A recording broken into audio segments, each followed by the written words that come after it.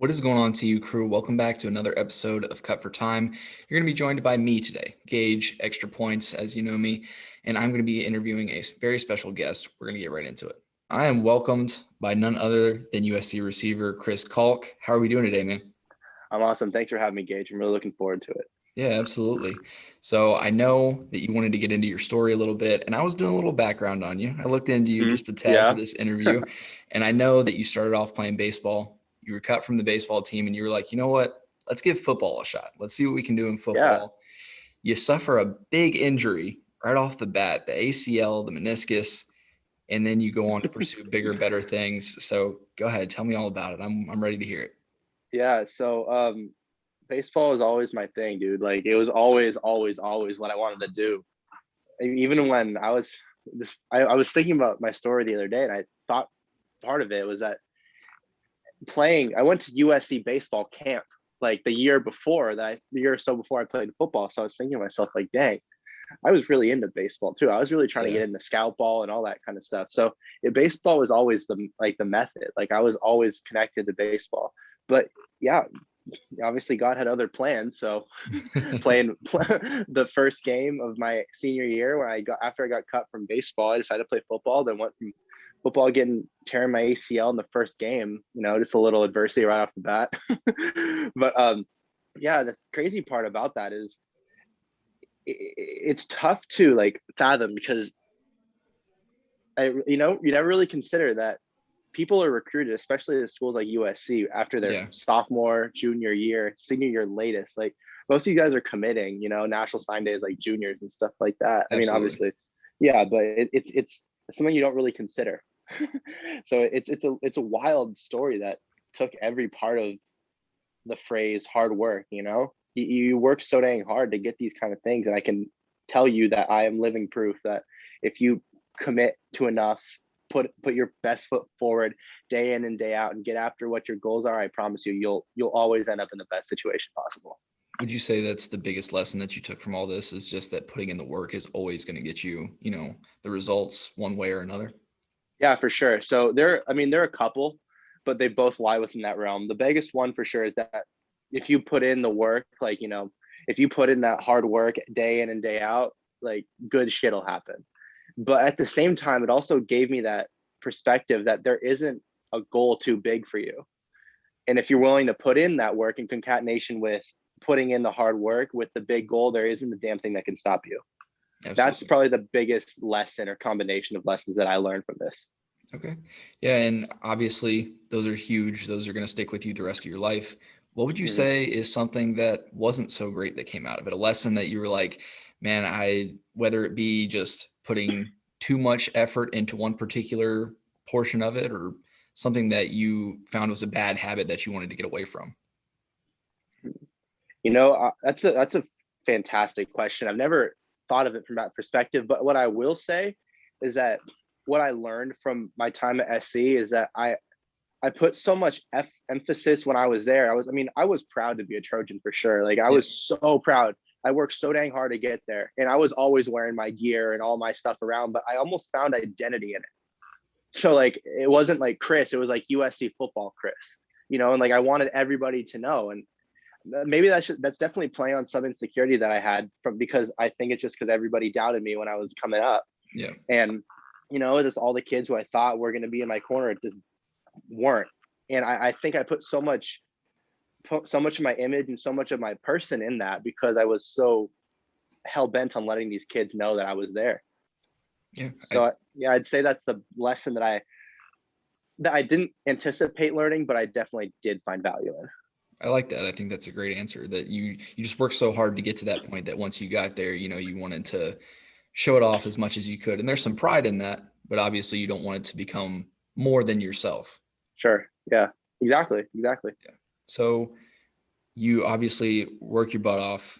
You do all the things that you need to do, and you end up going to several junior colleges out of high school. Yeah. You want to walk me through that a little bit and how that went? Yeah, absolutely, dude. I highly suggest junior college for anybody who's not completely sure about what they want to do in their college experience, whether that be college or life. Because I find a lot of people and who I've spoken to who went to junior college, a lot of them come in kind of like immature, insecure, like they're not very self-sufficient. And at the end of those 2 years, depending on how long you're there, you become a very different person.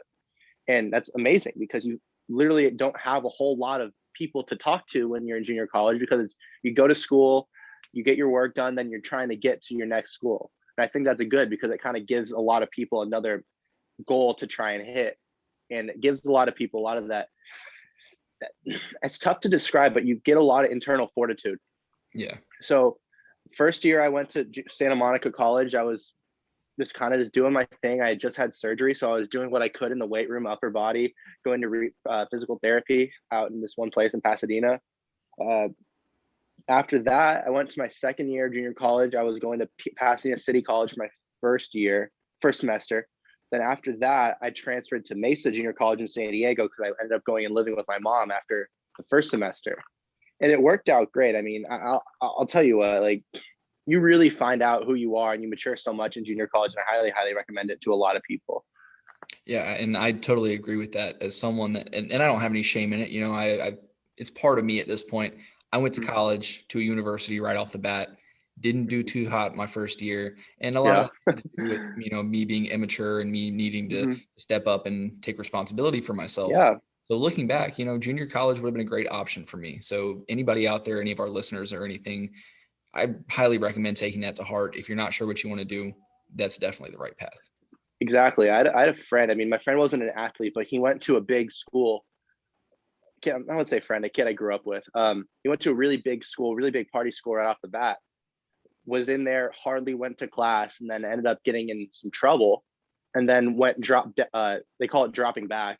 Yeah. He dropped back to a school in a junior college in San Diego. Then ended up applying just went there for 2 years, and ended up applying to a pretty big, good school out in LA, and then ended up getting accepted there. And he's on the right path. So I'm really happy for that. And it's just another junior college success story for sure. Yeah, absolutely. Sometimes you just need that extra time to kind of, you know, figure yourself out before anything else. Absolutely, dude. I was a completely different person going in than coming out. Absolutely. I would be willing to say that these past, you know, 4 or 5 years of my life have been the most developmental years of my life. Oh yeah. Oh yeah, for sure. So we got through the junior college portion, Mm-hmm. and then finally USC. Tell me how that was. Finally getting in after a few tries, I know. Three rejections. Hmm. Three rejections, bro. All of them were just as painful as the last two. Yeah. Because it was a goal that I'd wanted for so long. It was the thing that I knew that I wasn't going to stop for. And I was looking at the appeal that I wrote after my second rejection, and my third rejection ended up being after this appeal. Yeah. So I was looking at it last night. I was thinking, I don't know why I was just looking at it. I was like, whoa. And then one of the things, like, in that message I wrote to the applications department, I said, I'm not going to stop until I get in. I told them that. And then they said, all right, denied again. But yeah, no, it was, my time at SC was amazing. I truly, truly, I'm so blessed to have played football there. Like, it was amazing. A lot of life experience. That's a lot of really cool people. Experiences are second to none walking in and out of the Coliseum on a Saturday, dude. Like, I can imagine. and just catching passes in front of 60,000 people on warm up, you know, pregame All-American, going and snagging one-handed snags in the end zone before the game starts. Like, and then just John with the other team when you're walking by on the way down the tunnel. There's so many stories that it would be like a part 10 if we were to talk about all of them.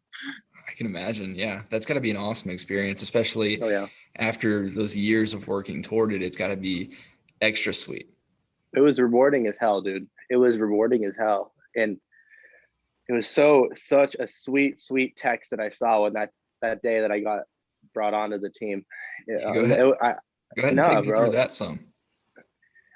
So I tried out on a Friday, and prior to that, it was like relentless trying to figure out who was in the program. Right after I got accepted, I'm like, okay, I've accomplished one goal. I got into USC. How am I going to get into football? Because obviously, like, I'd been working for that for the past like 3-4 years, just relentlessly, you know. So I was just trying to figure it out, and then it just turned out being that to the right people at the right time. They said, Chris, here's a person that we have who works at a big time high school in Orange County. who's put a lot of guys to SC. And they said, okay, I got the guy's number. The guy told me, he said, Chris, I can get you a phone number for a player personnel guy at SC, but that's about it. There's nothing I can do for you. And I'm like, look, that's all I need. That's all I need. Cause I told everybody this, my family, people, different people alike, all I need is a shot to get to SC. So that when I got that opportunity to try out, I just did what I could, man. Like I thought to myself, my mindset going into it, obviously, besides like F the competition, whoever was there, was if I can put myself in a situation where out of all the people who are trying out, that I stand out the most and I'm the best one. I don't know if they're going to bring 0 people on or they're going to bring everybody on. But if I put myself in the best position and better than everybody else, then I'll be fine. Like that'll be okay. Yeah. But that day that I found out was like 4 days later, and it was the most anxiety-ridden days of my life. You know, I mean, I'd been through a lot of really unfavorable situations in those 3 years prior to junior college and in my senior year of high school. But those were the ones where I look back on and think to myself, like, damn, I was really on pins and needles because getting so close to my dream and not achieving it would have made me sick. Yeah. But that day, man, I'll tell you what, September 3rd, 2018, I think it's September 3rd. I'm pretty damn sure it was September 3rd, but I know the time was 7:42 p.m. Oh, wow. Get a text from Eric Ziskin. Now he's not at SC anymore, but shout out EZ. He texts me and he goes, Chris, I want to welcome you to the team. And I just was fucking unbelievably happy. I was at a restaurant with my dad and my brother. I was in the drive-through line. And when I got the message, I was like, oh my gosh. My brother, no one knew what was going on. So I got out of the car and started running up down the fucking drive-through. Everybody in that line probably thought I was clinically insane. So, but then everyone got out. I'm like, I made it. And I was just jumping up and down. I was so happy, man. It was pure elation. Nothing else compares to it. Yeah, that's got to be awesome. I can't even imagine. It was amazing. All the hard work, man, it just pays off. Glory to God for that. Yeah, having it come to that fruition like that after years and years of working at it, you deal with the injuries, you go to JUCO, and then getting declined 3 times. I can say personally, I don't know that I would have stuck with it that way, but for you to do it and then make it that far, I think is awesome. Yeah, I appreciate that, bro. I mean, that's one of the things, like, I was always so insecure about. I didn't want anybody to know I got declined. Like, yeah. And people knew, obviously, wasn't going to SC. And like, I don't know. I wanted people to like me. I thought people would like me if I was at SC and when I was not at junior college. So, you know, it was just a little bit of a situation where like I had to grow up and recognize who I was and where I was and not lie about it to myself, you know? Yeah. Yeah, I think that's a big thing as well. And I went through that kind of, similar thing with my whole college situation is I kept me flunking out basically from my friends and stuff for a long time. But once I finally told them and I was able to talk to them about that, it helped me a ton. Yeah, that's great. I mean, dude, if you have friends like who actually can care about you like that, then, you found some good friends. Absolutely. Yeah. So walk me through a little bit of what you're doing now, man. So right now I'm kind of got to keep it a little bit close to the vest, but I'm in entertainment right now. Let me put it this way. Like I had the opportunity to do this or play my final COVID year at SC. Yeah. And I chose this because I saw a lot of potential and growth in this. Okay. So for all those listening, it's got to be, considering my story, it's got to be pretty substantial in order for me to walk away from SC like that. Absolutely. But yeah, no, it's a really amazing opportunity. Got some really awesome partners. Keep just grinding and getting after it every day. It's an entertainment space, and just keep tracking after me. Keep keeping tabs, and you'll find out very, very, very soon. For sure. Yeah. If you guys aren't following Chris on Instagram, be sure to do that. It is THE Chris, CHRIS, Caulk, CAULK, to keep up on everything that he's doing. Obviously, he's got some big things coming up, and we appreciate you coming on, man. Awesome. Thank you, Gage. I really appreciate it. Absolutely.